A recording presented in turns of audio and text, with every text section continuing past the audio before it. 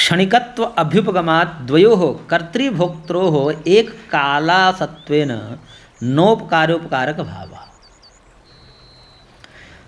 क्षणिकत्व को स्वीकार करने से कौन? बौद्ध क्षणिकवादी है। एक विज्ञान उत्तर विज्ञान को उत्पन्न करता है, वो फिर उत्तर विज्ञान को उत्पन्न करता है। इस प्रकार ये क्षणिक विज्ञानवादी है। तो वहाँ पर दो हो गया, भिन्न भिन्न विज्ञान हो गए।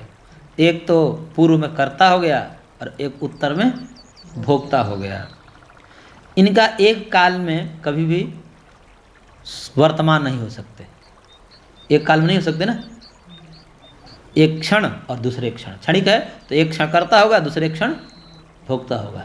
यहाँ पर तो पूर्व जन्म में कर्म किया था और अगले जन्म में भोग रहा है। कितना गैप है, कितने काल का अंतराल है? और उस अदृष्ट को आप नियामक मानोगे, आपके मत में तो ये नियम बनेगा ही नहीं, क्योंकि एक कर्ता उस समय है, वो तो नष्ट हो गया। जिसने कर्म किया उसने, उसका नाश हो गया। और जो भोग रहा है उसने कर्म नहीं किया। तो ये कैसे अदृष्ट ट्रांसफर होंगे भैया? अदृष्ट नियामक कैसे बनेंगे? पूर्वकृत कर्ता और अब भोक्ता का अदृष्ट कारण कैसे बनेगा?